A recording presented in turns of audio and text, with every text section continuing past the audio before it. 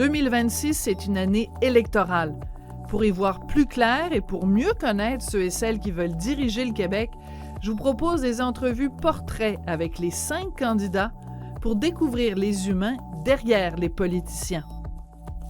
Ce soir, c'est Paul Saint-Pierre Plamondon, chef du Parti québécois depuis 2020. L'essence de la politique, elle est en personne dans le dialogue, elle n'est pas sur les médias sociaux. Le député de Camille-Laurent a un parcours singulier. Il a travaillé pour l'OTAN en Belgique et a été un avocat anti-corruption en Bolivie. Il est titulaire d'un baccalauréat en droit civil et en common law de McGill et d'un MBA d'Oxford. Il a cofondé en 2009 le mouvement Génération d'idées. On l'a aussi connu comme chroniqueur à Bazo.tv. Je pense qu'on normalise le mensonge en se faisant. Et ça, je trouve que c'est hautement dommageable pour le Québec en général, pour notre démocratie, cette caution du mensonge. Il a écrit Les orphelins politiques et Rebâtir le camp du oui. Paul Saint-Pierre Plamondon parle couramment suédois et danois car il a fait un échange étudiant au Danemark et détient un certificat en droit international de l'université suédoise de Lund. Vi vill gärna höra vad du tycker om Parti québécois och vad vi kan göra för att stärka Québecs démocratie. C'est pour toutes ces raisons que je voulais lui parler dans le blanc des yeux. Bonjour, Paul Saint-Pierre. C'était en Plamondon. suédois, puis honnêtement, ce bout-là, je le parle pas bien le suédois. Je parle quand même, j'ai maîtrisé mon danois. Oui. Au point où j'ai donné, il y a 2 ans, une entrevue. Je l'ai vu. J'ai donné une entrevue à la télévision danoise en danois. Entièrement Et en ma danois. famille d'accueil était tellement fière. Là. Alors, il faut Quand expliquer j'ai appelé ma votre famille d'accueil là-bas. Oui, donc à 17 ans, je fais le programme à IFES Interculture Canada. Et j'arrive dans la famille d'un pasteur luthérien qui a des poules et des abeilles au sud du Danemark, dans un petit village du nom de Varnes. Et des années plus tard, de me voir expliquer en danois ce qu'est le Parti québécois, là, ma famille est devenue tellement contente. Et ça a mené à un voyage que je vais faire cet été avec mes 3 enfants, en famille, pour le 80e anniversaire de mon père d'accueil, qui est un pasteur luthérien et qui vit toujours dans le sud du Danemark. Je ne l'ai pas vu depuis des années. Je vais le voir, je vais présenter mes enfants cet été à ma famille d'accueil de quand j'avais 17 ans. Mais c'est intéressant parce qu'à un moment donné, vous avez dit ma famille d'accueil, à un moment donné, vous avez dit ma famille. C'est ma famille. Et c'est vraiment touchant parce qu'on a l'impression que ce moment-là, vous avez 17 ans, vous allez au Danemark. Est-ce que je vous sens ému?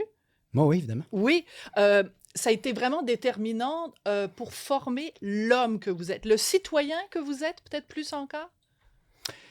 Oui, parce que de longs échanges avec ma famille d'accueil sur le sens de la vie, sur l'organisation de la société danoise, qui est une société très fière, qui a une composante, le drapeau danois flotte partout au Danemark, mais en même temps, une volonté d'équité et de justice dans la société qui donnait lieu à une société très réussie à plusieurs égards. Et je vais me retrouver, parce que je ne parle pas danois à mon arrivée, je n'ai que 17 ans, je vais donc au lycée, là, au gymnasium, donc l'équivalent d'un cégep. J'ai rien à faire et vraiment, les journées étaient longues. Tout d'un coup, il y a quelqu'un qui pose la question, qui veut être président de classe? Je lève la main. Tout le monde part à rire en disant, mais tu parles pas danois. Puis les gens étaient comme, c'est super drôle. Et finalement, je vais devenir président de l'école au complet sans parler danois. Ça, c'est assez impressionnant. C'est drôle parce que là, à chaque mois, je dois prendre la parole devant 1200 élèves en danois, mais je parle pas danois. Donc, la veille, mon frère puis ma sœur d'accueil me font apprendre syllabe par syllabe mon discours et je ne comprends rien de ce que je dis. Évidemment, je sais ce que je dis, mais je ne le comprends pas au moment de le dire. Et là-dedans, donc, il y aura un processus d'apprentissage du danois qui fait que je le maîtrise un peu quand même passablement aujourd'hui. Et durant ce mandat, je tiendrai un référendum dans l'école pour enrayer la cigarette. On est en 1994. Enrayer la cigarette en Europe en 1994, c'est la pire idée. Tout le monde fumait partout, c'était culturel. Le camp du non était assez fort. Et le oui va gagner ce référendum-là et on est donc devenu le premier cégep danois à interdire la cigarette dans les murs de l'école. Qu'est-ce que ça dit sur vous, Paul Saint-Pierre Plamondon, ça? Premièrement, le fait que vous ne parliez pas la langue, mais que vous étiez assez déterminé pour faire ça, et le fait que vous ayez gagné. À 17 ans, ça vous indique quoi au vous de 17 ans? que tout est possible? Oui. Mais je pense que d'abord et avant tout, je pense que ça dit que j'aime la vie. Je suis vraiment content d'être là.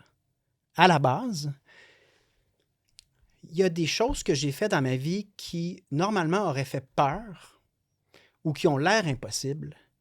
Mais j'aime tellement ça, puis c'est tellement intéressant qu'un coup parti, pourquoi on ne rend pas le gymnasium non-fumeur? Parce que de toute façon, c'est un poison qui empêche tout le monde. Donc, c'est un esprit d'aventure qu'on va retrouver dans toutes sortes d'anecdotes. Ma femme dit tout le temps, à chaque fois, tu me sors une nouvelle anecdote à coucher dehors. Donc, durant cette année au Danemark, je vais être chanteur dans une chorale de gospel qui fait des tournées à travers le Danemark, puis je chante. Vous souvenez-vous de certaines des chansons? Oui, c'était Operator, Information, Give me Jesus on the line. Puis là, on chantait. OK, puis... moi, je suis pas très bonne en danois, mais ce que vous venez de C'est en chanter, c'est anglais. pas en danois. Non, c'était là. du On est gospel d'accord. américain chanté par des Danois en tournée. Je D'accord. vais être corps arrière de l'équipe de football de Aubenro, en même temps que...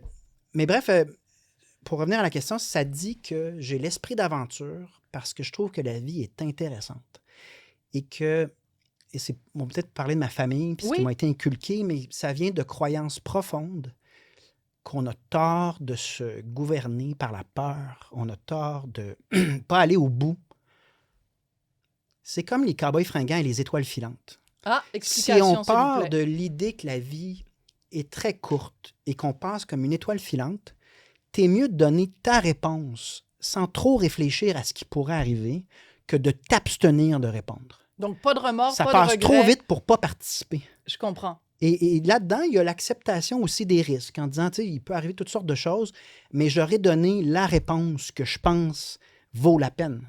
Mais il y a un petit peu d'humour ou d'esprit d'aventure là-dedans. Il ne faut Mais tout à vraiment fait. pas se laisser contaminer par la peur. Mais en même temps, vous avez dit que vous avez fait partie de l'équipe de foot, c'est ça, de cette école-là.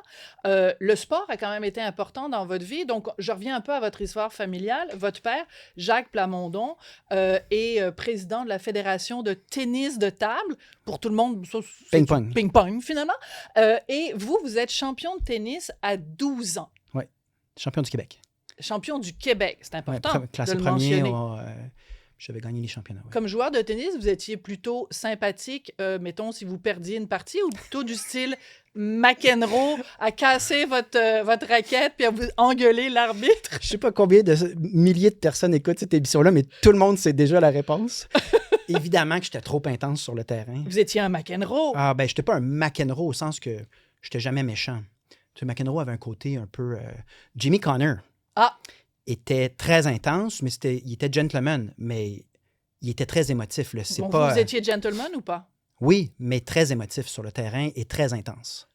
D'ailleurs, en frappant la balle, tu sais, quand je la cognais, je faisais du bruit. Là. J'étais agressif dans Vous faisiez des... le style aussi. Oui, puis j'étais réputé pour des échanges qui durent 3 coups. Là. C'était décroisé, décroisé, croisé. Mais ça niaisait pas. Là. Puis c'était serve and volley. Là. C'était je serre, je suis au filet. Un style de jeu qui n'est pas du tout dans brosser ta balle en attendant que l'autre fasse une erreur. Là. Je provoquais sur le terrain ce que je pense doit arriver. Tu sais, c'est très constant. Là. C'est pas... Puis j'avais 12 ans. mais c'est charmant parce que moi, je suis convaincue, puis ça a été le fil conducteur de toutes les entrevues que j'ai faites avec les chefs de parti, que le Paul de 12 ans nous dit quelque chose sur le Paul Évidemment. de 49 ans. La Évidemment. Christine de 12 ans nous dit quelque chose sur la Évidemment. première ministre d'aujourd'hui. Donc, votre caractère d'acier, puis votre réponse à l'adversité ou aux adversaires, elle est déjà là à 12 ans. Oui. Mais en même temps, le sport, à la base, c'est de la discipline, de la discipline, de la discipline. Et c'est de la pression. Donc, moi, mes enfants font du sport et font du piano, de la musique. Parce que dans le développement de l'enfance, de mon point de vue, il faut apprendre qu'il y a de l'adversité dans la vie et prendre cette pression-là avec l'inconnu du résultat. Il faut aussi une créativité pour sortir. J'attribue à la musique une construction du cerveau qui sort des paramètres peut-être préétablis. C'est une forme de langage, à mon avis, qui développe beaucoup l'univers du possible. Et c'est comme ça que j'ai été éduqué. Dans mon enfance aussi, si c'est le but de définir qui je suis absolument, à 49 totalement. ans, mon père va jouer un rôle important avec des passages de la Bible qui lui a été dit par mon grand-père Paul Plamondon. Donc moi, je m'appelle Paul Plamondon parce que j'avais 2 grands-pères, Paul Saint-Pierre et Paul Plamondon. J'étais le premier des 2 familles. Paul Plamondon était président de la Chambre de commerce de Québec. Absolument. A aidé avec mon grand-oncle à lancer le Carnaval de Québec, propriétaire du manoir Saint-Castin à l'époque. Et il aurait répété toute l'enfance de mon père, « Regardez les lys des champs, ils ne sèment ni ne moissonnent. Et pourtant, Dieu les a couverts du plus beau des manteaux. » Citation de la Bible. En gros, ce que ça dit, c'est si tu écoutes la musique ou tu écoutes l'intuition, puis tu vas faire ce que tu as à faire, soucie-toi pas des conséquences, ne calcule pas trop, les choses viendront. Mais ça, c'est très structurant comme discussion. J'en ai eu des tonnes avec mon père, mais c'est structurant au sens de une croyance que le sens de la vie, si on suit ce qu'on a à faire, les choses vont... On va trouver le sens. Mais il y a une quête de sens qu'il ne faut pas fuir par peur des conséquences. Les choses vont se placer éventuellement. Donc, c'est une enfance quand même, c'est ça, très active et très axée sur des discussions, des métaphores ou des discussions très conceptuelles dès l'âge de 8-9 ans. Et ma fille, Laurette, ma plus vieille, est exactement comme ça. Et je me retrouve un mini-vous. Oui, et je me retrouve dans la même situation avec les mêmes discussions. Et ma fille m'avait fait, à l'âge de 5 ans, un plan pour déjouer le serment au roi. Je l'avais publié en ligne. Oui, je me souviens très bien. Elle me parlait très sérieusement à 5 ans en me regardant dans les yeux. « Papa, tu dois déjouer. Et voici le plan. » Puis elle me faisait des plans. Puis moi, je ne l'ai jamais poussé pour la politique. En fait, il y a une partie de moi, je pense, qui ne souhaite pas ça à mes enfants. Puis en même temps, je vais les laisser juste être ce qu'ils veulent être dans la vie. Mais tu as un enfant de 5-6 ans. Ma fille produit des slogans électoraux. Elle insiste pour que les pancartes lors de la prochaine élection portent le mot « s'il vous plaît », parce qu'elle est certaine que ce que... Là, c'est secret, là, fait que là, j'espère qu'elle n'écoutera pas ça, mais c'est supposé être notre secret que les autres ne penseront pas à dire « s'il vous plaît » sur la pancarte. Mais ça veut dire qu'elle a été élevée en disant, en se faisant dire, quand on est poli, on dit « s'il vous plaît » et on dit « merci ». Donc, elle se dit, ben, dans l'arène politique où les gens sont tellement impolis, papa, au moins, lui, il sera poli. C'est-à-dire qu'elle a tenté de convaincre ses professeurs et les élèves de classe de voter Parti québécois à l'âge de 6-7 ans. Et elle a retenu que si elle disait « s'il vous plaît » au professeur, elle obtenait leur vote. Mais donc, charmant. c'est de là que ça vient. Mais... Elle a testé ses affaires en mon absence, là, mais elle me rapporte ça après. Mais ça veut dire que dans Laurette, il y a beaucoup de vous aussi petits. Petit, j'imagine un Paul à 5-6 ans aussi. Un petit côté, bon, premier de classe, vous l'étiez. Vous nous avez parlé du piano. Ce que vous avez oublié de nous dire, c'est que vous étiez un excellent pianiste. Donc, tout ce que vous entreprenez... Ben oui, vous étiez champion au tennis, ouais, mais champion je me suis pas au piano rendu aussi loin en piano que je l'ai fait dans le sport. Dans le sport, tu sais, dans plusieurs... Ouais. J'ai joué collégial 3A au football. Mais bref, c'est sûr que l'excellence puis la performance fait partie de mon enfance. Puis les gens qui travaillent avec moi, des fois, me trouvent élevé parce que je ne fais aucun compromis sur le résultat. Donc, je ne suis pas dans une éthique d'intention. Là-dessus, je suis un peu décalé de l'enseignement catholique et de Kant ou de philosophes qui mise beaucoup sur l'intention et non sur le résultat. J'ai une partie de moi, John Stuart Mill, là, de dire c'est beau l'intention, mais quel résultat? Et si tu ne l'atteins pas, que vaut ton intention? Et ça, c'est très scandinave, parce que les Scandinaves ont une pensée qui est rattachée au résultat et pas que, comme on voit dans le sud de l'Europe, là, une éthique d'intention où on peut se faire pardonner. Plus latin. On se fait pardonner souvent, là, tu sais, puis le résultat, des fois, est... Mais vous êtes le seul, parce que je fais cette émission-là depuis le 12 septembre 2025. C'est la première fois qu'on parle de Kant. Mais on peut parler de Nietzsche aussi, si vous voulez. Mais ça nous prendrait peut-être 1h30. Parce que je sais que vous êtes capable. J'ai déjà assisté à un souper. Vous aviez une discussion de haute voltige en philosophie où vous parliez de Nietzsche comme si c'était votre voisin de palier. Là, c'était assez particulier. Mais revenons un petit peu sur le terrain des vaches. Parce que vous parliez du piano, puis vous disiez, bon, tout le côté sérieux, le côté rigoureux, discipliné. Là, il faut que vous m'expliquiez, là, dans le parcours, Paul et les tantinets à Cégep en spectacle, de que c'est? Ben, peut-être ça ressort moins dans mon personnage politique, mais souvent, je me fais dire par ceux qui me côtoient, t'es vraiment drôle. T'as vraiment un sens de l'humour et de l'autodérision, mais on s'en rend pas compte parce que je prends mon travail très au sérieux. Tu sais, des fois, en point de presse, on voit, je fronce les sourcils, puis je suis très concentré sur ce qu'on me dit. Mes réponses ont tendance à être très intellectuelles pour un politicien. Tu sais, on peut pas dire que je suis dans la com de 3 mots, là. Mes textes sont longs, tout est...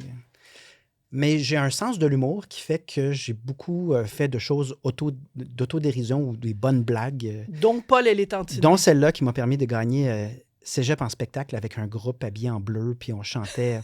En fait, on parodiait Antenne Bleue, à l'époque, c'était le 98.5, qui diffusait que des ballades françaises d'amour tout le temps.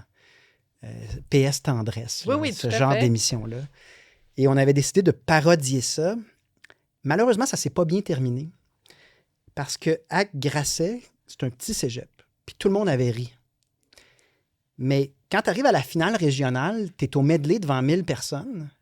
Et là, il y avait un commanditaire Alcan, si je me souviens bien, qui vient dire « Vous êtes devant la relève et le futur du Québec sur le plan artistique. » Donc là, les attentes de la foule sont très élevées. Oui. Puis malheureusement, on avait été pigé au hasard comme le premier numéro. Et donc, la foule nous attendait comme une révélation, tu sais, les prochains Jean Leloup, là. Oui. Et ce que c'était des tweets qui font une joke avec un talent limité. Oui. Ah, que ça avait été pénible. Sur le plan de... Il y a ça en politique aussi, quand on livre pas un bon discours, tu n'as pas besoin de parler à une foule. La foule te parle par son non-verbal, même des fois, même si tu les vois pas, le silence te parle. Et c'est une des fois dans ma vie où j'avais devant moi une foule pétrifiée pour moi. Mal à l'aise. Mais pas hostile, mais pas juste hostile, mais subjugué. Subjugué, genre, c'est vraiment toi l'avenir de la relève artistique. Puis j'étais comme, non, je m'excuse d'être là. Mais c'est très drôle parce que chaque fois que vous posez un geste dans votre enfance, dans votre adolescence ou jeune adulte, vous en tirez une leçon. Est-ce que je me trompe? C'est que j'ai passé ma vingtaine à essayer de comprendre et si j'avais pu demeurer dans cette période-là plus longtemps, j'aurais probablement vécu dans tous les pays du monde et appris toutes les langues. Ma vingtaine n'est pas au Québec. Je sais, on va en parler. Puis, tu sais, quand je vous parle d'esprit d'aventure, c'est que je l'ai toujours, c'est juste que là, je suis occupé. Mais j'ai une curiosité qui fait que si j'avais pu étirer cette période-là de ma vie, j'aurais été un électron libre qui essaie de comprendre, qui lit, qui se promène, qui... Qu'est-ce que vous cherchez mais un peu à la Tintin, là. Un peu à la Tintin, c'est-à-dire... c'est... Il y a une expression en anglais, how the other half lives. Aller voir ailleurs comment les gens vivent. Parce que je veux en parler. Parce que moi, c'est drôle, j'ai marqué 3 mots sur un carton pour vous définir. Voyage, voyage, voyage. Voyage Bolivie, voyage Danemark. On va pas passer toute l'émission à chanter, mais j'aime beaucoup votre petite danse. Et voyage Oxford. Donc, voyage Danemark, on en a quand même parlé. Voyage Bolivie. Ça, c'est important parce que, donc, on a parlé un petit peu en espagnol, vous et moi, avant que l'émission commence. Vous allez en Bolivie comme avocat, bénévole, pour combattre la corruption d'un gouvernement pourri. Qu'est-ce que vous retenez de ce passage-là en Bolivie? 2 choses. Premièrement, ça s'inscrit dans une quête de sens qui sortait pas de mon corps. Je me souviens d'une évaluation de ma boss à Stikeman Elliott. Grand bureau d'avocat à Montréal. D'avocat, c'est Suzanne Côté, qui est aujourd'hui juge à la Cour suprême. Et elle m'avait dit, tu as du talent, mais tu es idéaliste. Comme si c'était un défaut? Non, elle était vraiment... c'est vraiment une personne que je respecte beaucoup. Elle me l'avait dit avec sourire. C'était pas méchant. Mais elle avait raison. Elle voyait juste dans un profil qui peut performer, qui va performer, mais qui cherche... qui est dans une quête un peu lunaire, un peu atypique d'une carrière normale. Et c'est précisément ça qui va avoir lieu par la suite. C'est que je n'étais pas fait pour cette carrière-là, bien que je mettais une fierté à participer à des dossiers complexes et tout ça. Puis je vais me retrouver donc dans cette quête de sens, à chercher une justice. D'ailleurs, on est plusieurs au Parti québécois. Hein? Joël Arsenault, Alex Boissonneau, on a tout... Pascal Paradis a mis 25 ans de sa vie un peu en ce sens-là.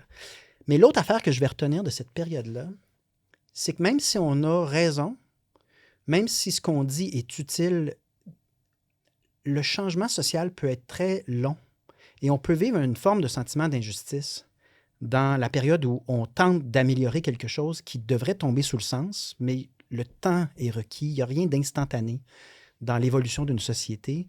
Donc, je vais me trouver à poursuivre le régime de Gonzalo Sanchez de Losada pour fraude et génocide. Et ça avançait pas, c'était long, c'était pénible. Et c'est des années plus tard, pendant que je suis plus là. D'ailleurs, je vais devoir quitter parce qu'il y avait des menaces de mort.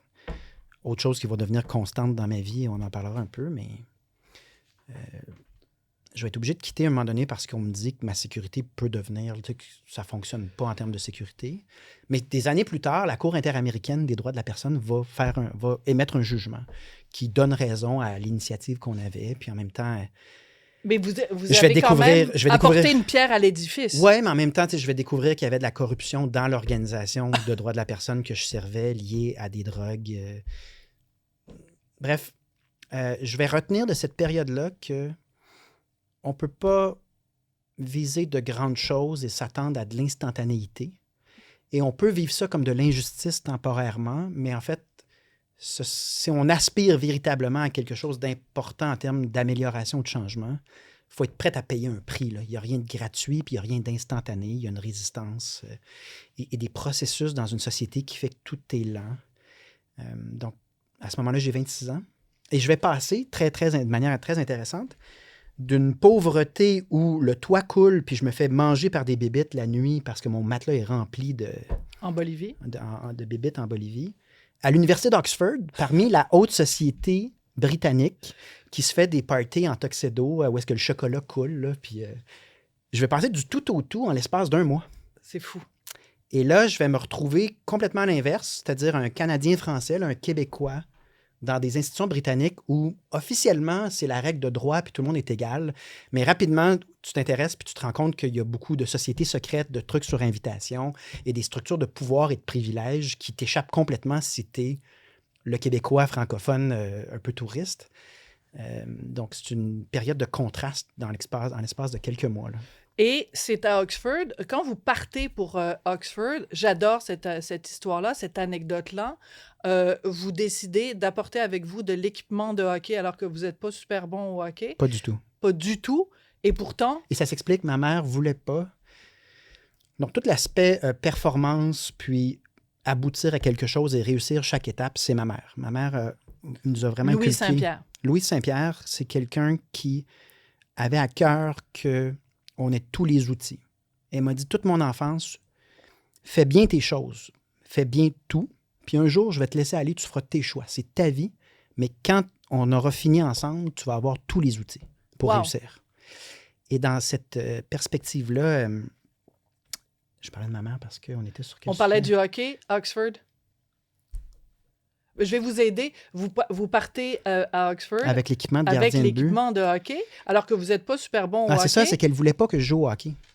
Elle m'a donné le tennis, mais mes parents étaient d'accord pour que je ne joue pas au hockey. Donc, en fait, je ne sais pas patiner à 22 ans.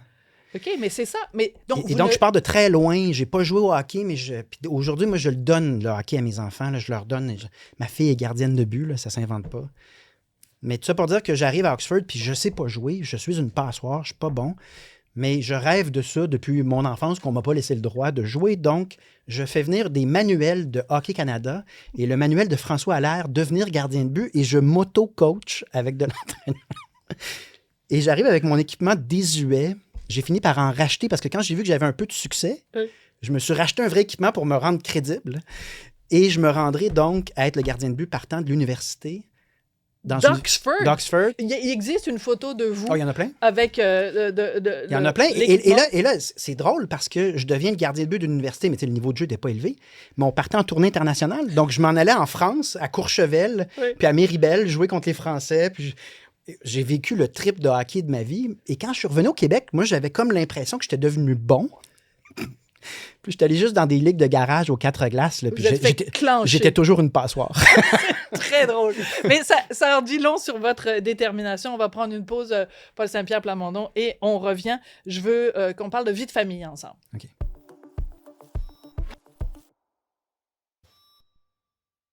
Mais le chef du Parti québécois n'a pas réussi à retenir ses larmes lorsqu'il a été question des menaces à l'endroit de sa famille. Il y a des conséquences sur ma vie.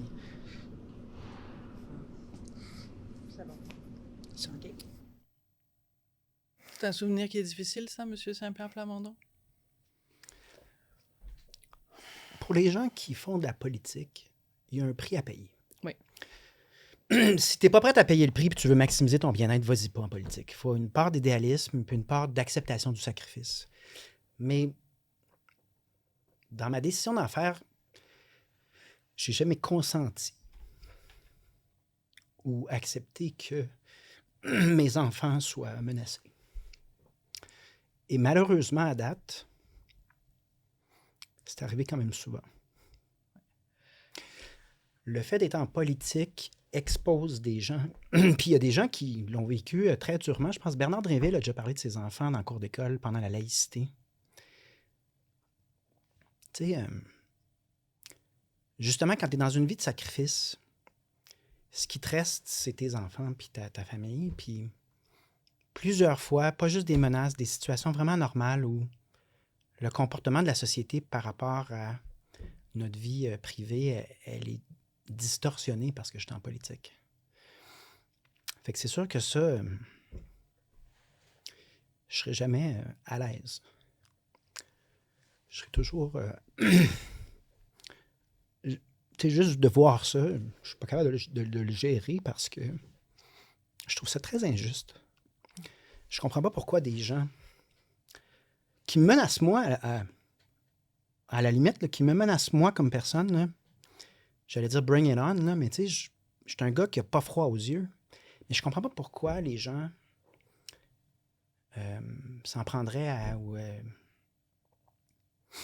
feraient des choses à des gens qui n'ont rien demandé et qui n'ont pas de rapport dans l'histoire. Fait que oui, ça a toujours été un sujet sensible. C'est aussi symptomatique que j'ai beau être un gars très cérébral et rationnel, tu sais, j'ai des raisonnements intellectuels. Je suis assez sensible, en fait. Ça va m'arriver, là. Peu importe ce que la prochaine élection me réserve et ce que les Québécois me donneront comme mandat ou pas, je suis un gars assez sensible. Peut-être... tu sais, il y a du pour, il y a du contre à ça. Je pense que personne ne me définit comme cynique, là. Je ne suis pas un produit non plus formaté. On me reproche de trop répondre puis d'en dire trop, mais c'est le fond de ma pensée ou c'est des choses qui, de mon point de vue, méritent d'être dites. Puis là-dedans, il y a une espèce de... J'ai un conseiller qui me disait récemment, peut-être que tu en attends trop des autres puis de la société, peut-être que tes attentes sont trop idéalistes. Il faudrait que tu recules un peu de manière à te protéger puis à être plus constant dans le temps. Puis peut-être tu seras moins déçu de choses comme ça ou de plein de choses qui vont t'arriver qui n'ont pas de bon sens, mais gère tes attentes. Puis j'y répondais, mais oui, mais je serais justement pas idéaliste, puis je n'irais pas au bout de certaines choses, puis je ferais pas des choses très différemment comme je le fais en politique si j'étais pas justement dans l'espoir que l'humanité a du bon, puis que c'est ça qui va gagner sur ses aspects les plus sombres. C'est peut-être idéaliste de penser ça, mais c'est mon moteur qui me définit et qui, c'est ça mon pari, un jour, va donner des résultats ou des impacts positifs sur la vie des gens. Mais c'est aussi à travers la politique. Si, évidemment, c'est ça qui m'attend, mais... Mais est-ce que je peux me permettre de le résumer d'une certaine façon? C'est-à-dire que si on n'a pas d'idéal fort, pourquoi faire tous ces sacrifices-là? Pourquoi on ferait de la politique? Mais en même temps, puis là, c'est rendu, je pèse plus mes mots parce que chaque chose que je dis devient un cycle médiatique de 5 jours, là, puis... Mais en politique, il y a des fois aussi des profils de personnalité plus dans le narcissisme, là. C'est-à-dire que c'est des gens qui se voient dans tous les grands honneurs, mais qui ont un profil psychologique qui est peut-être pas aussi idéaliste. Je dis là, puis je pèse mes mots là, parce que maintenant, chaque chose est utilisée par mes adversaires pour essayer de me dépeindre d'une manière ou d'une autre, mais c'est une réalité dans les milieux d'affaires aussi. Donc, je pense que le fait de faire de la politique avec des espoirs puis des idéaux amène peut-être plus de vulnérabilité, plus de sensibilité, peut-être la propension qu'on me reproche des fois de répondre à tout ou d'expliquer tout. C'est pas que je veux avoir raison, c'est que ça m'intéresse si quelque chose n'est pas vrai, qu'on se ressente sur ce qui, de mon point de vue, serait... Donc, ça m'amène à être plus sensible sur ces questions-là, surtout. J'ai toujours l'idée, la préoccupation de comment ça affecte mes enfants puis les autres autour de moi. Là. Parce que la présence de vos 3 enfants, donc Laurette, Maurice et Henri, d'ailleurs, on notera Maurice et Henri, Maurice Richard, Henri Richard. Je ferme la parenthèse. C'est un hasard, on n'a pas fait exprès. Parfait. Mais donc, vos enfants, dans votre vie, vous avez déjà dit, moins je vois mes enfants, moins je suis bon dans ce que je fais. Totalement. Et vous avez également déjà dit, mes enfants, c'est plus important que la politique. Oui. Donc, moi, je vous fais le scénario suivant. Comment vous allez faire? Parce que là, en ce moment, vous essayez de préserver du temps précieux avec vos enfants. Si vous deviez devenir premier ministre, comment vous feriez pour garder du temps pour vos enfants? Il n'y en aura pas. Est-ce que ça vous fait hésiter ou ça vous fait peur? Ça fait quand même 6 ans que ça va faire 6 ans cet automne que je suis chef du Parti québécois. Puis en 6 ans, j'ai réussi à être là pour les soupers, pour les pratiques de hockey, les pratiques de soccer. J'ai un lien fort avec eux. Ils vont bien, ils sont souriants, sont confiants, sont performants à l'école, puis dans tout. Mon fils Maurice, le deuxième, compte des dizaines de buts par jour dans tous les sports. Chaque pratique de soccer ou game de hockey, il compte des buts. Là. Donc à date, j'ai réussi. C'est sûr que je ne sais pas si je suis appelé à devenir premier ministre. Je ne sais pas ce qui m'attend dans cet environnement-là, mais il y a certaines choses que j'ai faites déjà pour être certain de ne pas faire d'erreur dans ce domaine-là puis pas le regretter. Et c'est simplement d'être un politicien beaucoup plus axé sur les idées que sur les poignées de main puis les clins d'œil dans des événements. Là. Donc, quand il y a un problème, je le règle dans ma circonscription. Je suis très, très proactif. Mais je ne suis pas le politicien le plus terrain. D'ailleurs, je me le faisais reprocher. Là, je donnais une conférence à des chambres de commerce tantôt, puis il y avait des gens, des présidents d'entreprises que je nommerai pas, mais qui sont très connus au Québec. Là. Qui vous ont reproché de ne pas être assez sur le terrain. Ça fait 2 ans qu'on te demande une rencontre, puis qu'on t'invite à aller voir notre usine, nos installations. On n'a pas de réponse. Je leur ai dit, j'ai 3 enfants en bas âge. Puis on était 3 députés à l'origine, avec presque pas de budget. Je leur ai répondu très spontanément. Je viens avec une bonne compréhension des enjeux, puis une volonté de bien faire qui ne fera pas de doute, à mon avis. Puis je viens avec mes limites aussi, parce que je fais de la politique dans une époque très précise de ma vie où mes enfants sont en bas âge. Voilà. Et ça vous définit aussi. Ce qui vous définit aussi, Paul Saint-Pierre Plamondon, c'est une femme extraordinaire qui s'appelle Alexa Tremblay. Alexandra Tremblay. Alexandra, pourquoi? Qu'est-ce que j'ai dit? Alexa. Alexa. Je suis vraiment désolée. C'est parce que je suis habituée de dire bonjour Alexa à ma petite machine chez moi. Donc, Alexandra Tremblay, je dis exceptionnelle parce que c'est pas juste votre épouse, c'est vous formez une équipe tous les deux. Elle est impliquée, elle a été impliquée dans le financement de votre campagne il y a quelques années. Elle est vraiment votre socle. Quand c'était son anniversaire récemment, je pense que vous l'appelez Bibite, c'est ça, son petit nom, son petit nom cute, intime. Et vous disiez à quel point elle était le socle de votre carrière. Oui, en fait, c'est pas une équipe, c'est elle qui soutient puis qui paie un prix élevé pour que ça se fasse. Et pour être très honnête, c'est un peu injuste pour elle parce que elle a toujours voulu s'impliquer plus dans cette aventure politique. Elle a été notamment présidente d'une des campagnes de financement du parti, puis elle s'est donnée, puis elle a donné énormément de temps au parti dans toutes sortes de domaines. Et elle m'a exprimé son désir de devenir candidate du Parti québécois. Et c'est compliqué. Parce que si elle se présente, c'est sûr que dans l'environnement où vous avez vu, je suis premier dans les sondages depuis 2 ans, on lui reprocherait une forme de népotisme, une espèce de conflit d'intérêts, les parallèles avec Trump. Avez-vous vu combien de fois on m'a comparé à Trump? Surtout chez Québec solidaire et le Parti libéral du Québec. Et imaginez s'il fallait que ma femme fasse de la politique. Donc, elle a dû sacrifier... Elle a dû sacrifier. Elle a dit, je veux être à Poudlard depuis des années. Donc, elle compare ça à Harry Potter. Oui. Puis elle dit, il y a un mur de briques. Puis moi, je donne à cette affaire-là sans compter depuis des années. Puis à un moment donné, j'aimerais juste traverser le mur de briques puis me ramasser de l'autre côté où est-ce qu'il y a le royaume de Potter avec toutes les... les trucs magiques, elle s'intéresse sincèrement à la politique. Puis elle est prise à avoir donné énormément, puis à... Donc c'est drôle, mais je vais soulever le sujet avec le parti pour voir quel rôle elle peut jouer, mais je pense qu'elle doit passer, on a comme conclu les deux, après en avoir discuté beaucoup, que c'était injuste, mais elle doit passer sur la possibilité de se faire élire parce que les attaques seraient trop grandes sur moi, mais de son point de vue, quand vous dites le socle, c'est vraiment, elle a donné énormément. On a eu des épisodes de déstabilisation de notre noyau familial, notamment avec les menaces de mort que vous avez vues, mais il y a eu plein d'autres épisodes qui ne sont pas normaux. Comme quoi, par exemple? Je ne veux pas m'ouvrir là-dessus.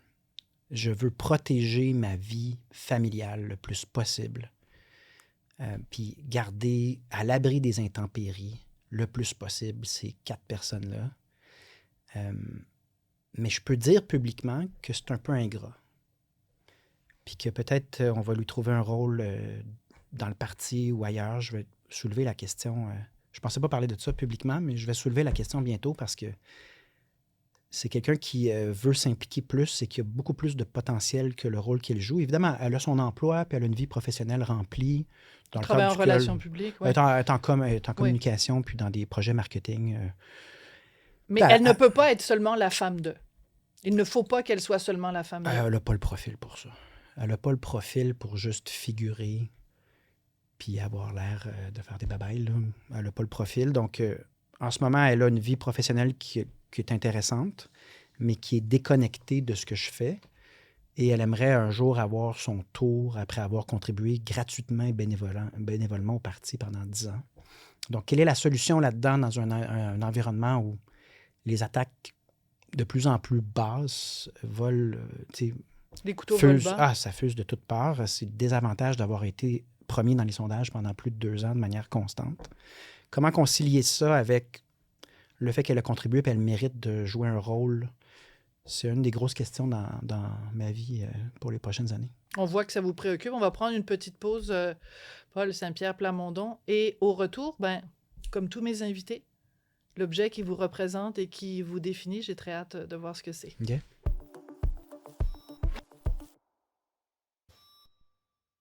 Je prends quelques secondes de votre temps aujourd'hui en compagnie de mon petit assistant pour vous demander de faire un don à la campagne de mon mari. N'importe quel don entre 1 et 500 $, on est preneur.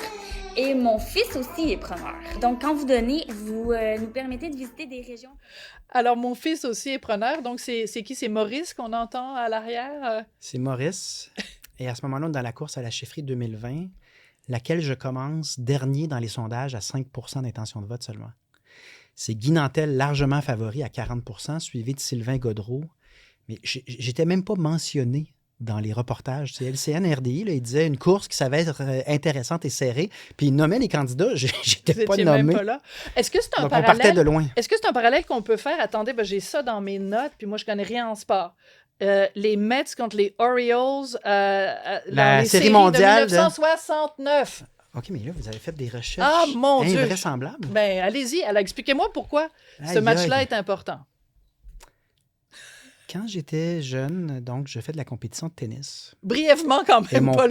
Et mon père, avant les compétitions, prenait un vieux disque de vinyle, Mets World Series 1969. Et il me faisait entendre le bruit de la foule quand tu gagnes puis que personne pensait que tu pourrais gagner. Puis il disait, visualise, tu vas ressentir ça quand tu gagneras le championnat du Québec en tennis. À 10 ans, il a fait ça, j'ai gagné à 12 ans. Mais il me faisait jouer ce vieux vinyle. Puis il disait, des fois, les équipes qui ne sont pas supposées gagner, s'ils ont la bonne attitude mentale, la dureté du mental. Mental. On dit mindset en anglais, là, mais s'ils sont dans la bonne, des grandes choses, écoute. Puis j'arrivais sur le terrain, puis là, je tapais les balles. Là, j'étais complètement... Mais ça, là, pour que vous sachiez ça, ça prend une recherche incroyable. Parce que c'est un vieux souvenir que même moi, je n'aurais pas été capable de déterrer si vous ne me l'aviez pas dit. Puis là, je vois tout dans ma tête. Je vois le tourne-disque. Je vois mon père qui m'explique. Mais ce qui me touche beaucoup, puis manifestement, ça vous touche aussi, c'est que c'est un père qui croit que même si vous partez de très loin, vous pouvez gagner. Et ça, quand on donne ça à un enfant, il peut tout accomplir. C'est déterminant, ça, dans votre vie, quand même. Ouais. Il disait... mais il était exigeant en même temps. Hein? J'avais 2 parents exigeants dans le sens que j'espère. si l'effort était là, j'avais tout le soutien, mais si je me pointais pas sur le terrain, je me faisais dire. Tu sais, c'était... Tout est possible, mais pas par magie, comme des fois je trouve que ce qu'on dit à nos enfants d'aujourd'hui. Tu sais, il y a eu une période au Québec où va au bout de tes rêves, là, puis tout le monde y allait au bout de ses rêves. Attends une minute, là. Au bout de tes rêves, si tu es prête à payer le prix, puis le prix, c'est beaucoup de souffrance des fois et de sacrifice. Là, ceux qui atteignent des sommets dans le domaine du sport notamment, le prix en sacrifice qu'ils paient, donc quand même, il m'expliquait ça avec un vieux vinyle, mais il m'expliquait aussi qu'il n'y avait rien de gratuit, puis que ça exigeait énormément. Ce qui est peut-être inculqué jeune, l'éthique de travail qui fait qu'un Pascal Bérubé, quand il me décrit, il dit « Paul, il est vaillant. Il check tout, il est vraiment dédié. » Mais c'est une éthique de travail qui remonte à très loin, où est-ce qu'on se permettait de rêver, mais on m'a ramené aussi à la réalité de dire tant que tu fais l'effort et le sacrifice. Ce qui nous amène à l'objet. Habituellement, je le découvre, mais là, vous l'avez découvert. Cette photo, c'est qui et qui? C'est mon père. Donc, on est en 2006. Je viens de gagner la finale contre Cambridge. J'ai le trophée qui est un trophée encore plus vieux que la Coupe Stanley. Donc, c'est un vieux championnat entre Cambridge et Oxford qui est joué, je pense, depuis 1903.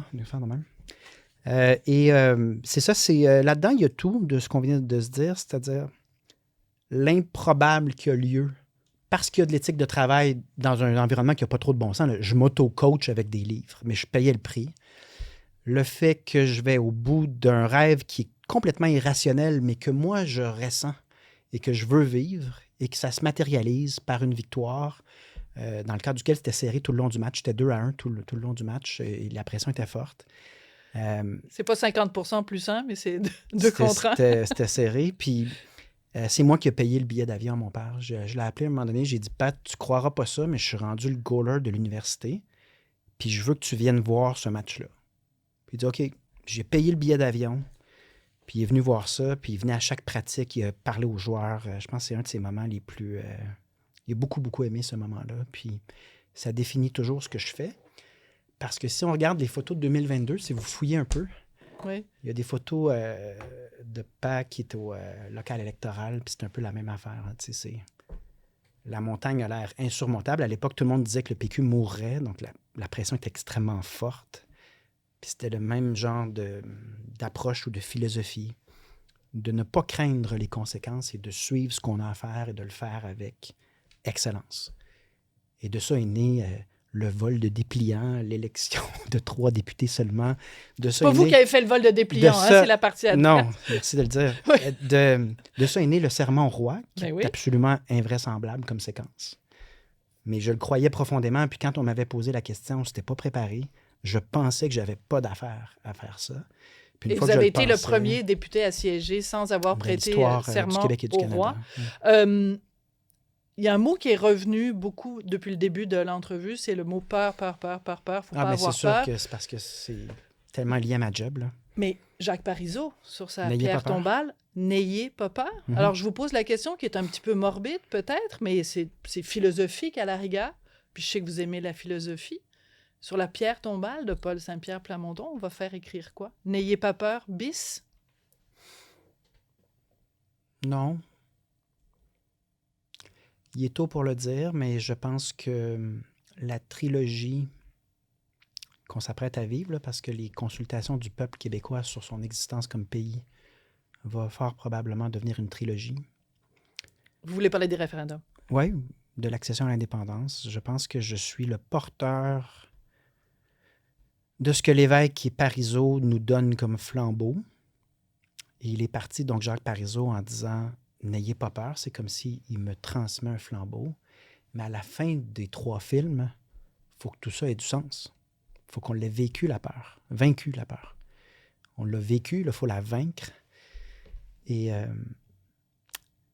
je pense simplement, c'est Gandhi qui disait que c'est le pire des sentiments, que la haine est en fait moins pire que la peur.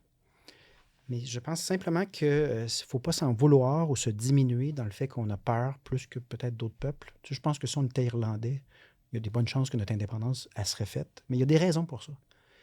La révolte des Patriotes, on m'avait reproché à l'époque. Souvent, je dis des choses que je trouve À bien l'époque ordinaires. des Patriotes, en 1837? Non, pas à l'époque non, des vous n'étiez Patriotes. pas là, Paul. À l'époque que j'avais fait un discours sur les déportations et les pendaisons qui ont structuré le Canada, on avait dit que j'étais épouvantable, que j'étais violent, puis que je faisais de la politique négative, alors que je faisais juste... C'est arrivé souvent, Rapporter des faits. que je dise, que je rapporte des faits ou que je pose des questions légitimes, puis que tout le monde s'énerve pendant une semaine. Ça m'est arrivé quelques fois dans ce rôle-là. Mais tout ça pour dire que n'ayez pas peur de Jacques Parizeau. C'est l'épisode 2, mais tout ça doit avoir du sens à la fin et non, ce qui va être inscrit sur ma pierre tombale, ça va être autre chose qui va représenter l'évolution du peuple québécois dans cette quête de se libérer de ce Paul, qu'il y a de pire pour l'humanité, il y a c'est-à-dire la la peur cause. paralysante. Oui, mais il y a la cause. Mais vous, qu'est-ce que vous... Quel mot vous définirait? Quelle phrase résumerait l'essence de la personnalité du petit Paul de 5 ans qui apprenait à jouer au tennis, du petit Paul de 12 ans qui gagnait ses championnats? Vous avez 30 secondes. C'est pas stupide de rêver. Les gens qui rêvent à mieux se font des fois ridiculiser, mais en fait, c'est pas stupide du tout. Il faut juste être prêt à payer le prix. Et de ça peut naître de grandes choses. Mais ma pierre tombale n'a aucune importance à mes yeux. De la même manière que les objets en général. Tu sais, ce qui arrive avec ma pierre tombale, honnêtement, à la limite, mes enfants pourront bien mettre quelque chose qui leur tente. Là. Tu sais, je trouve que des fois, on résume trop à notre existence, puis je reviens à ce que j'ai dit au début, on est des étoiles filantes dans un univers qui se gouverne suivant des règles universelles très mystérieuses et très larges qui dépassent la planète Terre, probablement. Et dans quel cas, il faut avoir aussi l'humilité, la modestie de dire, peu importe ce qui sera marqué dans ma pierre tombale, si j'ai été utile à quelque chose puis aux autres, ce sera déjà ça. Ben écoutez, c'est comme ça que va se terminer l'émission sur une chanson ou des paroles des Cowboys fringants. Puis je suis contente que vous ayez Alexandra pour mettre votre tête sur son épaule. Merci, Paul Saint-Pierre Plamondon. À une prochaine.